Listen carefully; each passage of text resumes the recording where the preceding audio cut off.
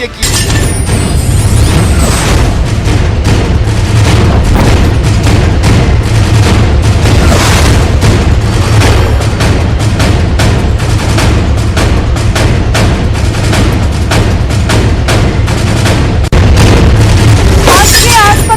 Corona ಚಿಕಿತ್ಸೆಗೆ ದರವನ್ನ ನಿಗದಿಪಡಿಸಲಾಗಿದೆ.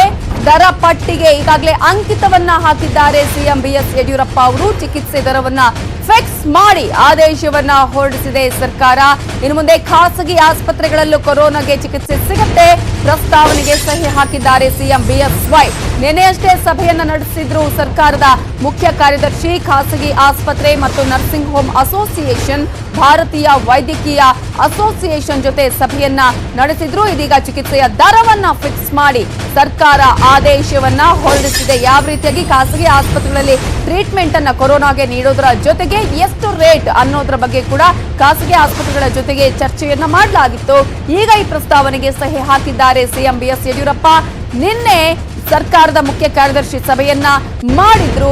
ಸರ್ಕಾರದ ಮುಖ್ಯ ಕಾರ್ಯದರ್ಶಿ ಆಗಿರುವಂತಹ ಟಿಎಂ ವಿಜಯ್ ಭಾಸ್ಕರ್ ಅವರು ಖಾಸಗಿ ಆಸ್ಪತ್ರೆಗಳ ಜೊತೆ ಚರ್ಚೆಯನ್ನ ಮಾಡಿದ್ರು. ಕೊರೋನಾ ಚಿಕಿತ್ಸೆಗೆ ಕೈ ಜೋಡಿಸುವುದಕ್ಕೆ ಖಾಸಗಿ ಆಸ್ಪತ್ರೆಗಳಿಗೆ ಸೂಚನೆಯನ್ನ ನೀಡಲಾಗಿತ್ತು. ಚಿಕಿತ್ಸೆಗೆ ದರ ನಿಗದಿಗೆ ಫನಾ ಹಾಗೂ ಐಎಂಎ ಒಪ್ಪಿಗೆಯನ್ನ ನೀಡಿತ್ತು.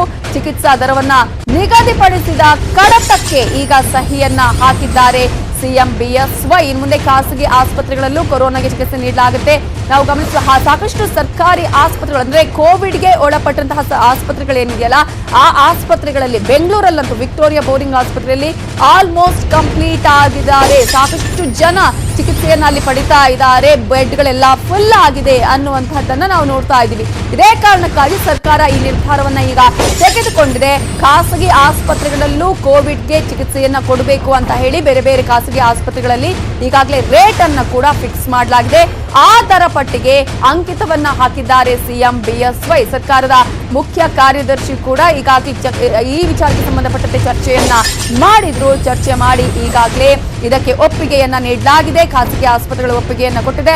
ಫನಾ ಹಾಗೂ ಐಎಂಎ ಕೂಡ ಇದಕ್ಕೆ ಒಪ್ಪಿಗೆಯನ್ನ ನೀಡಿ ಈಗ ಆ ಒಂದು ರೇಟ್ ಏನ್ ಫಿಕ್ಸ್ ಮಾಡಲಾಗಿದೆಯಲ್ಲ ಅದಕ್ಕೆ ಈಗ ಸಿಎಂ ಅಂಕಿತವನ್ನ ಹಾಕಿದ್ದಾರೆ. ಚಿಕಿತ್ಸೆಯ ದರವನ್ನ ಫಿಕ್ಸ್ ಮಾಡಿ ಸರ್ಕಾರ ಆದೇಶವನ್ನ ಹೊರಡಿಸಿದೆ. ಟಿಎಂ ವಿಜಯ್ ಭಾಸ್ಕರ್ ಅವರು ಸರ್ಕಾರದ ಮುಖ್ಯ ಕಾರ್ಯದರ್ಶಿ ಈಗಾಗಲೇ ಸಭೆಯನ್ನ ಮಾಡಿದ್ರು. ನಿನ್ನೆ ನರ್ಸಿಂಗ್ ಆಗಿರ್ಬೋದು, ಖಾಸಗಿ ಆಸ್ಪತ್ರೆ, ನರ್ಸಿಂಗ್ ಹೋಮ್ಗಳ ಅಸೋಸಿಯೇಷನ್ ಆಗಿರ್ಬೋದು, ಭಾರತೀಯ ವೈದ್ಯಕೀಯ ಅಸೋಸಿಯೇಷನ್ ಜೊತೆ ಸಭೆಯನ್ನ ನಡೆಸಿ ಈಗ ಆ ಎಲ್ಲದಕ್ಕೂ ಯಾವ ರೀತಿಯಾಗಿ ರೇಟ್ ಇರುತ್ತೆ ಅನ್ನುವಂಥದ್ದನ್ನ ಈಗಾಗಲೇ ಫಿಕ್ಸ್ ಮಾಡಲಾಗಿದೆ. ಜನರಲ್ ವಾರ್ಡ್ ನಲ್ಲಿ ದಿನದ ದರ 5,200 ರೂಪಾಯಿ. ಕೊರೋನಾ ಖಾಸಗಿ ಹಾಸ್ಪಿಟಲ್ ನ ದರವನ್ನ ನಾವು ಹೇಳ್ತಾ ಇದೀವಿ. ಐಸೋಲೇಷನ್ ವಾರ್ಡ್ ಒಂದು ದಿನಕ್ಕೆ 8,500 ರೂಪಾಯಿ ಇರುತ್ತೆ. ಐಸಿಯು ವಿತ್ ವೆಂಟಿಲೇಟರ್ಗೆ 10,000 ರೂಪಾಯಿಯನ್ನ ನಿಗದಿ ಮಾಡಲಾಗಿದೆ. ಇನ್ನು ಜನರಲ್ ವಾರ್ಡ್ಗೆ ಸಂಬಂಧಪಟ್ಟ ಹಾಗೆ ಅದರ ದರ 5,200 ರೂಪಾಯಿ ಆದ್ರೆ ಆ ನಂತರ ಐಸೋಲೇಷನ್ ವಾರ್ಡ್ನ ದಿನದ ಒಂದು ರೇಟ್ 8,500 ರೂಪಾಯಿ. ಐಸಿಯು ವಿತ್ ವೆಂಟಿಲೇಟರ್ 10,000 ರೂಪಾಯಿ ಇರಲಿದೆ.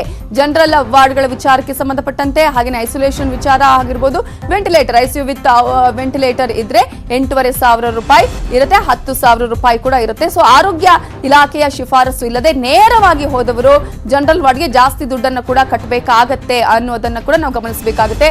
ಸುರಕ್ಷಾ ಯೋಜನೆಗೆ ಸಂಬಂಧಪಟ್ಟ ಹಾಗೆ ಕೂಡ ಸರ್ಕಾರ ಈಗಾಗಲೇ ಎಲ್ಲಾ ರೀತಿಯಾದಂತಹ ಅದಕ್ಕೆ ಬೇಕಾದ ಯೋಜನೆಗಳಿಗೆ ಘೋಷಣೆಗಳನ್ನ ಕೂಡ ಮಾಡಿದೆ.